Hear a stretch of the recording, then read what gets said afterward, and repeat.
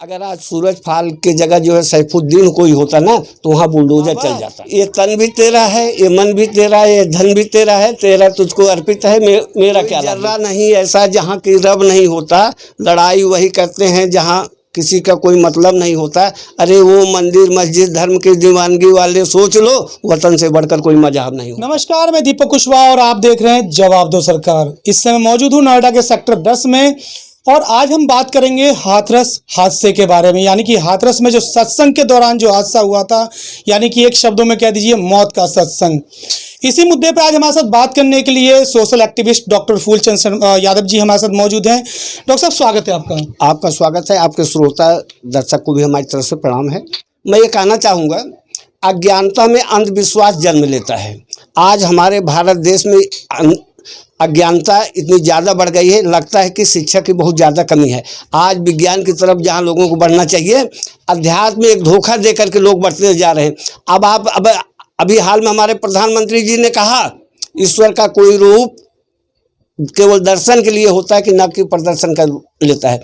जो आसाराम का कितना बड़ा साम्राज्य खड़ा था, राम रहीम का कितना बड़ा खड़ा था, एक निरंकारी बाबा हरदेव हैं उनका कितना खड़ा हुआ था। घटना हाथरस में हुई, उसके प्रति मैं जो है बहुत ज़्यादा शोक व्यक्त करता हूँ। लेकिन समस्त भारतवासियों से कहना चाहूँगा, आप अपने विज्ञान को ध्यान दीजिए, आप अपनी शिक्षा का उपयोग करिए, बाबा साहब भीमराव अंबेडकर के जो है बताए हुए रास्ते पर चलिए। आज आप क्या कर रहे हैं? पत्थर को भगवान मान ले रहे हैं, आदमी को भगवान मान ले रहे हैं, महिलाओं को जो है देवी देवता मान ले रहे हैं।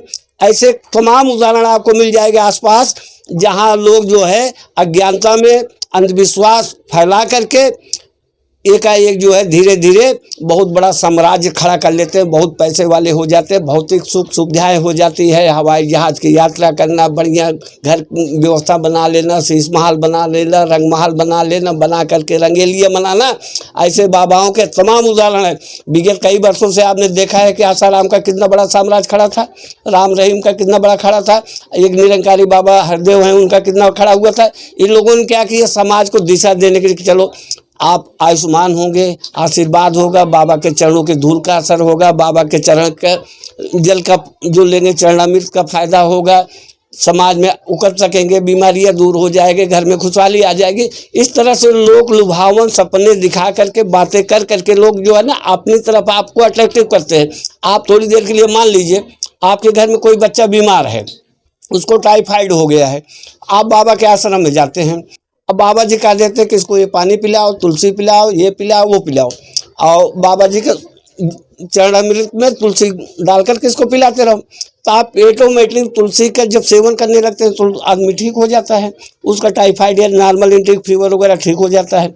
अगर आदमी के नसों का कमज़ोर है तो बाबा जी कह देते हैं कि ओम करो। एक विज्ञान है वो ना कि एक्सरसाइज कर रहे हैं तो आपका ब्लड सर्कुलेशन और न्यूरो सिस्टम जो है थोड़ा सा बढ़िया हो रहा है, मिसल्स जो है बढ़िया काम करने लगती है, तो आपको लगता है कि बाबा जी की कृपा।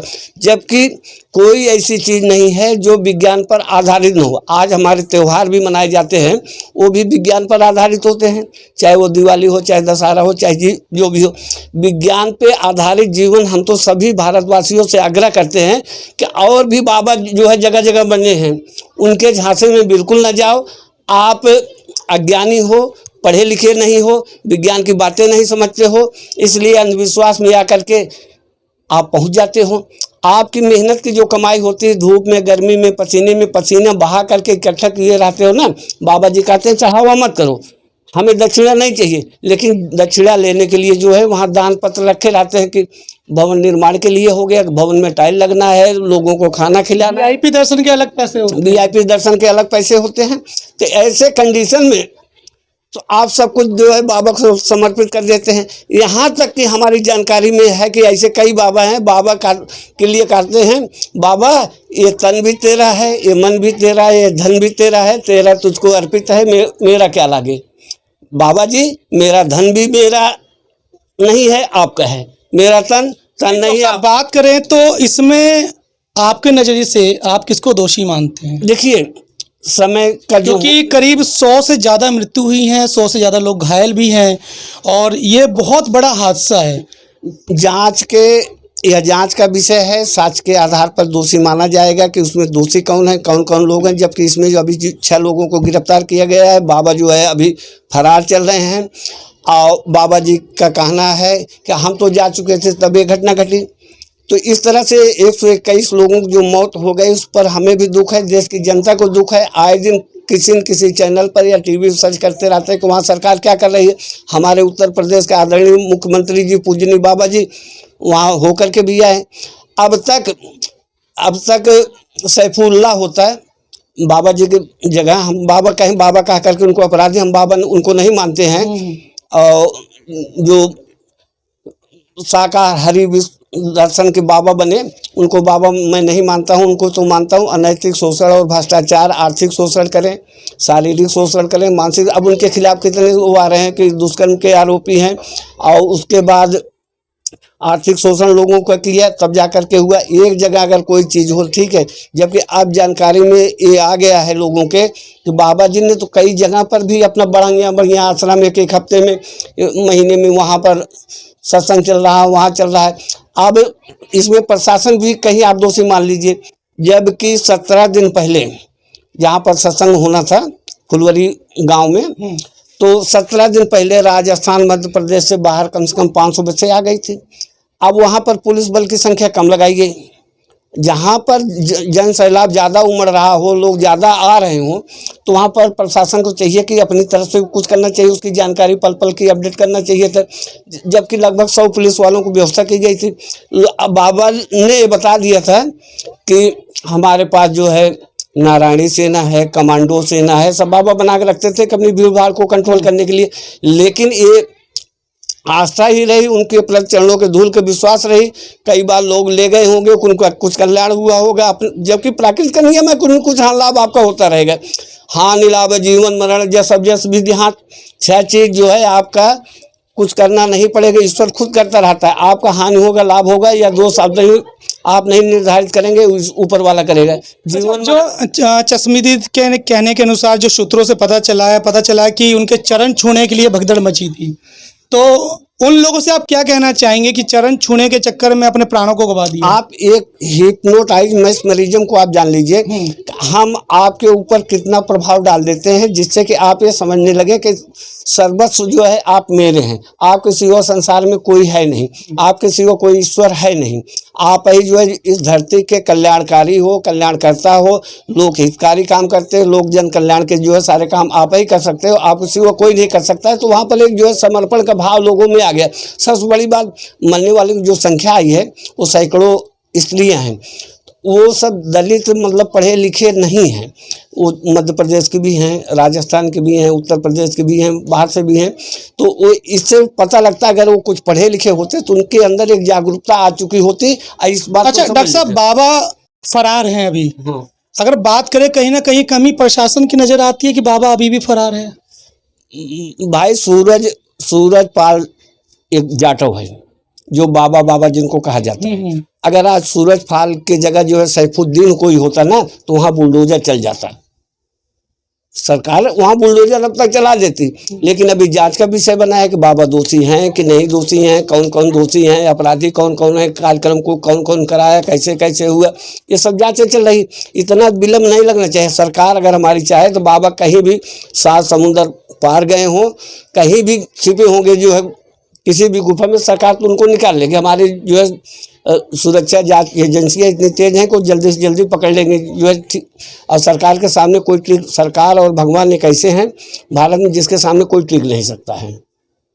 तो हमारे चैनल के माध्यम से आप उन लोगों से क्या कहना चाहेंगे जो इन बाबाओं को बनाते हैं और इन बाबाओं की कथा में जाना, इन बाबाओं को मतलब जिनके ऊपर पहले से भी कई आरोप लगे हुए हैं, जैसे कि हम इन्हीं की बात करें तो इनके ऊपर पहले से भी आरोप लगे, ये पुलिस में कांस्टेबल भी थे और कई आरोप इनके ऊपर लगे हुए हैं। बाद में इन्होंने अपने आप को बताया कि मैं भगवान शंकर का रूप हूँ, जबकि ये भगवे से नफरत करते हैं।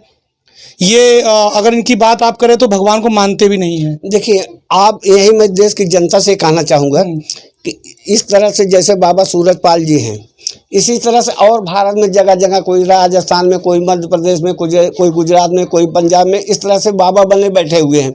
उनके अनुयायियों की संख्या कम नहीं है। भक्तों की उनकी संख्या कम नहीं है। अब सूरजपाल बाबा को देख लीजिए, कभी मीडिया के सामने, सोशल मीडिया में इतनी पॉपुलेशन होने के बाद, इतनी संख्या होने के बावजूद भी भक्तों की कभी मीडिया में, सोशल मीडिया में जो आए नहीं। इसलिए बाबा ने कहा था कि इसके कोई रिकॉर्डिंग वीडियो बनाना मत मनाए, लोग बनाते नहीं थे। ऐसे और भारत में बाबा हैं, उनकी कथा में मोबाइल बैन था। तो और भी मीडिया के इंस्ट्रूमेंट सारे बंद हो गए थे। तो ऐसे बाबा और हैं, उनको चिन्हित किया जाए। कल ऐसी जो घटना घटी है इस तरह से न घटे। और बाबा जो अंधविश्वास फैला करके जो है भक्तों को अपना सेवक अनुयायी बना करके लूट का धंधा बना रहे हैं, इस पर तो रोक लगना चाहिए। ईश्वर जो है आस्था का विषय है, कण कण में व्यापी है, सर्वत्र व्यापी है। जिस रूप में जहाँ मान लो वो कर लो, लेकिन भीड़ भाड़ बना लेने से आए दिन कहीं न कहीं घटनाएं हो जाती। विदेश में एक बार एक घटना घटी थी, लोग जहरी पी के मर गए।